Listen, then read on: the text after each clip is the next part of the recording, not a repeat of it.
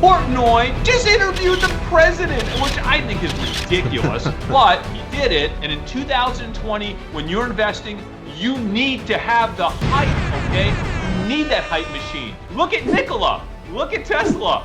They are the Nikola of online sports betting.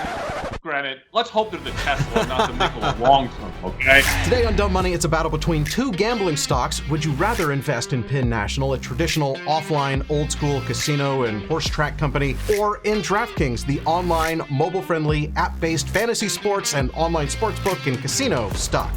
Think about it. You can only pick one. You have to pick one. It's time to play Would You Rather.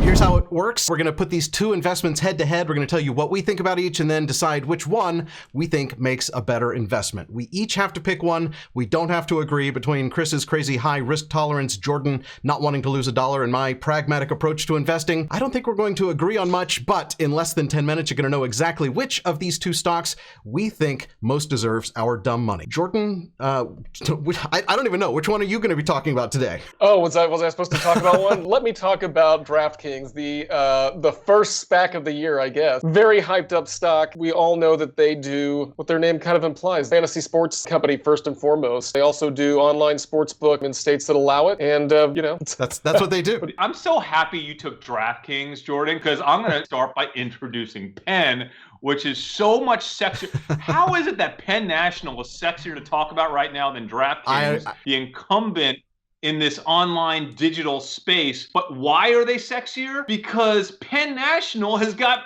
Dave Portnoy from Barstool Sports.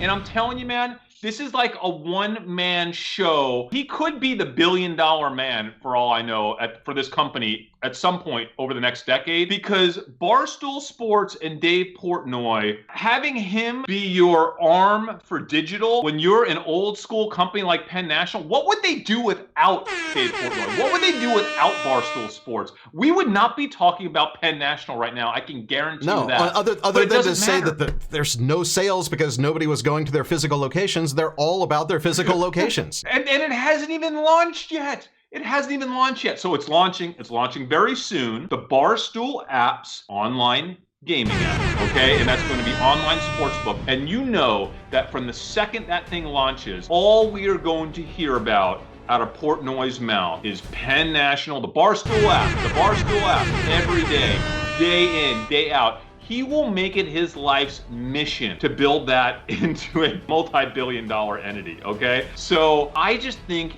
here, if you're looking at Penn National, it's all about Barstool, okay? Because Penn National has, I think, more skins than any other casino provider in North America. Now, what that means, these skins are what you need to operate an online casino in a state, right? So if once a state decides that they want to allow online gaming, they basically usually hand these licenses out to the existing casinos in the state. Those casinos might be Indian casinos, they might be horse tracks. If they actually have real gaming in the state, it might be a real casino. So what's interesting is most of those licenses are going to like racetracks, horse racing tracks, and that's what Penn National does. But now that they have Barstool as its brand, dude, I mean, could you get a better brand than Barstool? Like, no, you really launch can't. From scratch a dirty online casino? I mean, Barstool has an edge, and it's not a clean edge, right? Like Barstool is kind of a hardy, kind of a controversial, right? A little bit of controversy, a little bit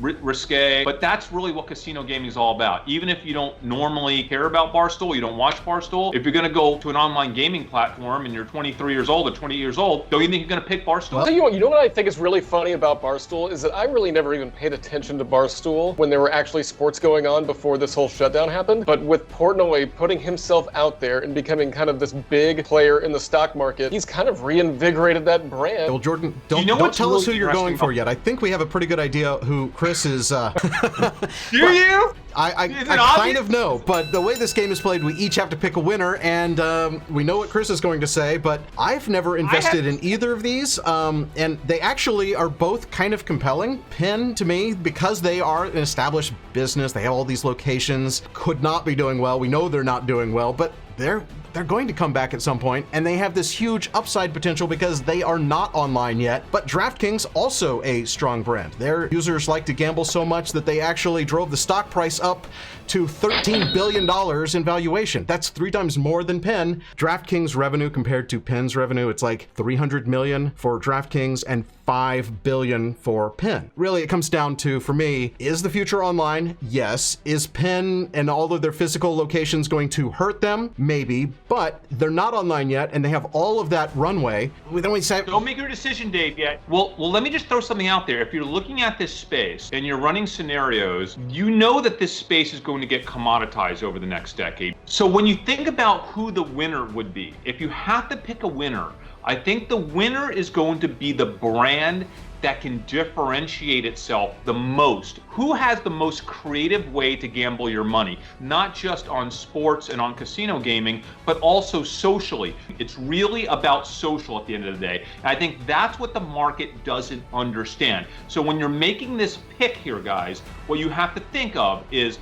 Barstool with Penn, right? More capable of making the greatest, most social, most differentiated, most interesting online sportsbook and casino in the world? Or is DraftKings better apt to build that experience? Barstool is so on top of everything that's trending that I think that they have a better opportunity to make those decisions in terms of this is how we want to frame a sports book in 2022, 2023. And that's my point. I didn't even realize that Barstool was a sports brand. I just thought it was an online comedy brand that had the word sport. I didn't really make that connection. To me, you know, however many 60 million or so people following this brand, and that has caused Penn stock to double. I'm going to go out on a limb and say that my bottom line pick in the Penn versus DraftKings is Penn. So I want to say one thing. DraftKings has a lot more built out as far as their technology is concerned. So if you're looking for short term, where are most of the gambling eyeballs for sports? I think DraftKings is going to be able to get those eyeballs a lot quicker. And they also do have a beloved brand. People like DraftKings. But what I think the advantage about Penn, and Dave, you said that this is a disadvantage. I think blending the online with, in casino with rewards and things like that, I think that's where Penn can actually have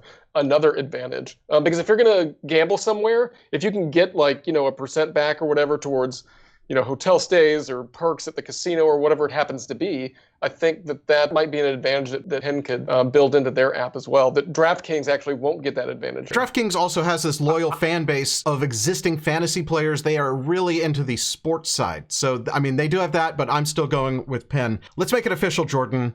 Would you rather DraftKings or Penn? Man, I don't like either one of them. You have to pick one. But if I had to pick one, I have to pick one. I'm gonna go with DraftKings. Ooh. Okay, let me just make this really clear. Only one of those two choices between DraftKings and Penn National has Dave Portnoy. So I am gonna go with Penn National for no other reason than they have the world's biggest circus, social media circus, okay? Now, it's controversial. I don't care.